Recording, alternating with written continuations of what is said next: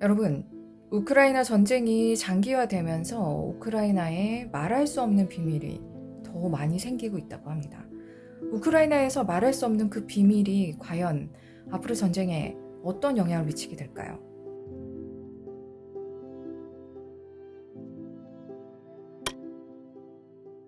네, 여러분 안녕하세요. 클레어입니다. 여러분, 우크라이나 전쟁이 지금 4개월째 접어들고 있는데, 사실 우리는 멀리 있으니까 전쟁 초기에는 정말 많은 뉴스도 나오고 이슈도 되고 했었는데, 지금 많이 잊혀진 게 아닌가. 심지어 어떤 제 주변에 있는 친구들은 지금 전쟁하고 있어? 이렇게 묻기도 하더라고요.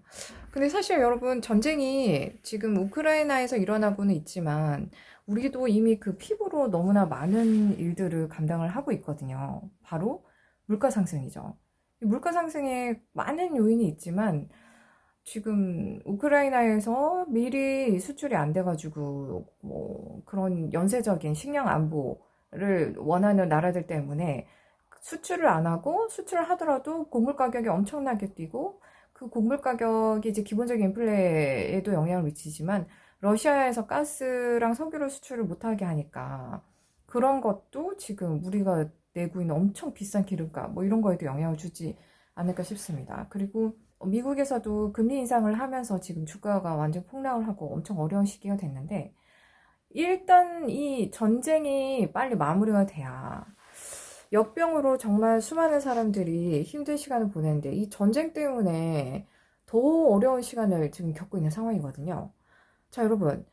지금 이 전쟁이 사실은 러시아가 먼저 침공을 해서 우크라이나에서 벌어진 일인데 처음에는 러시아 생각에는 우크라이나가 한 2, 3일이면 끝날 줄 알았던 거죠. 근데 우크라이나가 엄청나게 저항을 하고 지금 우크라이나를 전격적으로 지원하고 나선 대표적인 나라, 미국. 미국이 개입을 하면서 미국의 정보전과 러시아의 군사력이 사실상 우크라이나 땅에서 자존심 싸움을 하고 있는 양상이 되어버렸습니다. 자, 그래서 지금까지 미국이 우크라이나에 지원한 지원 금액이 군사 장비에 관련된 것만 28조, 우리 돈으로 26억 달러니까 28조가 훨씬 넘겠네. 29조쯤 되겠네요. 진짜 어마어마한 몇십 조를 퍼붓는데 이 규모가 사실상 유럽에서 군사력 5위 정도에 해당하는 어마어마한 수치라고 합니다. 그런데 왜 우크라이나는 지금 전쟁을 종결짓지 못하고 답보 상태에 있는 걸까요? 그건 바로 우크라이나에서 점점 더 정보를 미국에게 제대로 주지 않는다는 얘기가 나오기 시작했습니다. 여러분이 만약에 미국이라면, EU라면 지고 있는 나라에 최신식 무기를 줄 수 있겠나요? 못 주죠. 우크라이나 입장이 딱 그거예요.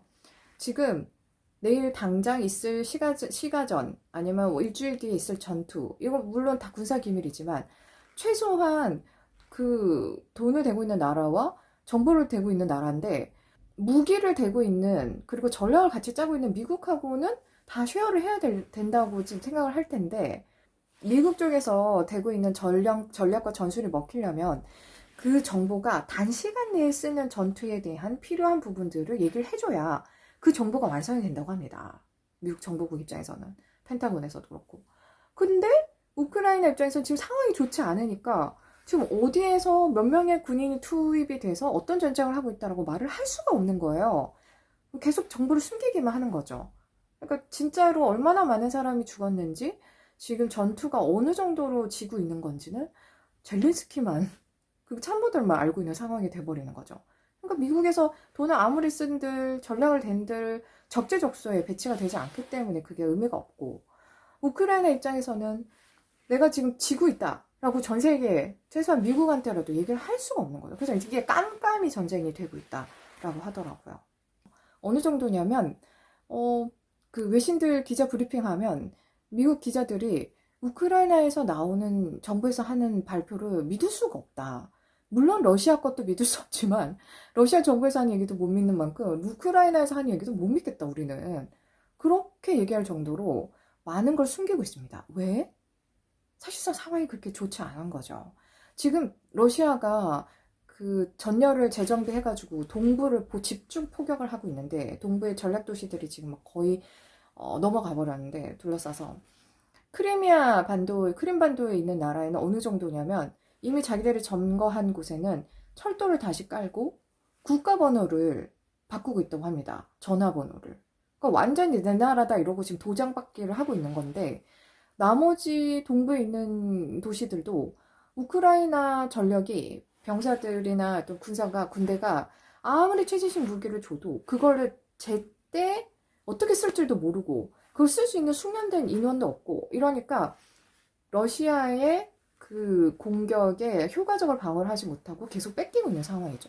얼마나 상황이 안 좋으면 젤렌스키 대통령도 처음으로 우리가 지금 많은 사상자를 내고 있다. 이렇게 밝혔다고 합니다. 며칠 전에. 그래서 뉴욕타임즈에서 계속해서 보도를 하면서 이렇게 많은 돈을 퍼붓고 전략까지 같이 짜주는데 왜 이런 상황이 되었는가? 앞으로는 이 전쟁이 어떤 식으로 갈 것인가에 대한 고민을 하기 시작한 거죠. 왜? 누군가는 책임을 져야 하잖아요. 이 전략을 대준 사람이든 돈을 대겠다고 한 사람이든. 미국 입장에서는 그렇다고 이제 와서 중단할 수도 없고 무한정 들어가는 돈을 계속 쓸 수도 없고 정말 어려운 상황입니다. 모두가 다 어렵지만. 그래서 제가 보니까 이 전쟁이 여러분 돈이 많다고 최신식 기계가 많다고 이길 수 있는 게 절대로 아니에요. 숙련된 인원도 없지만 일단 이게 정말 사실상사가 단순하지가 않은 게 푸틴의 경제 봉쇄에 러시아 경제 봉쇄에 참여했던 나라들, 유럽 같은 나라들이 러시아의 가스나 석유가 없이 살 수 있느냐. 독일 같은 경우는 지금 러시아에서만 받고 있는 가스 양이 어마어마해서 난리가 났었죠. 그걸 끊으면 유럽 전역이 다 죽어요. 이게 지금 누구 하나 러시아가 잘못돼도 그게 다 좋다고 할 수는 없는, 원래 전쟁은 승자가 없는 것이지만 너무 양상이 굉장히 복잡하게 흘러가고 있습니다. 그래서 미국에서는 이렇게 보는 거예요. 지금 만약에 우크라이나가 러시아에 대패해서 러시아가 정말 뭐 엄청나게 점령을 하고 끝난다고 하면 사실상 이거는 미국의 군사력과 미국의 정보전이 러시아한테 진 거죠. 그거는 또 못 참잖아요. 그러니까 미국 의회에서도 자국 나라 총기 규제하는데도 상원들이 다 반대해가지고 법안이 통과가 안 되는 나라에서 거의 만장일치로 우크라이나를 지원을 하는 걸 지금 막 법안 통과시켰잖아요. 그러니까 여러분 이게 상황이 굉장히 안 좋아지고 있고, 그렇다고 우크라이나 지금 여기 와서 포기할 수도 없고, 어떻게 되겠어요? 전쟁이 계속 이런 상태로 수많은 사상자, 지금 거의 예측하기로는 우크라이나에서 정확하게 정보는 안 내지만 하루에 한 200명 이상의 군인들이 죽고 있다고 합니다. 러시아 쪽도 마찬가지겠죠. 러시아에 아무것도 모르고 끌려온 젊은 병사들은 정말 어떻게 합니까? 이게 도대체 정말 누구를 위한 전쟁인지, 어떻게 이런 일이 생기는 건지 너무 가슴이 아프고, 뉴욕타임스 그 팟캐스트의 기자가 그러더라고요. 자기들이 이런 상황들을 보니까 자기가 하는 일은 내가 무엇을 알고 있느냐 또는 내가 무엇을 모르느냐에 제일 큰 무게를 두고 자기는 행동을 한다는 거예요. 과연 이게 정말 푸틴이 암살을 당해야만 끝이 나는 전쟁이 될지 어떻게 흘러갈지 모르겠지만, 정말 많은 전문가들과 지금 상황들을 보면서 많은 사람들이 경고를 하고 있습니다. 경기가 계속 어려워질 거라고. 물가는 더 오르고 더 많은 제재들 때문에 이게 지금 전쟁의 피해를 전 세계 수많은 사람들이 입어야 되는 그런 상황이 장기화될 것이다. 마음의 준비를 하셔야 될 것 같아요.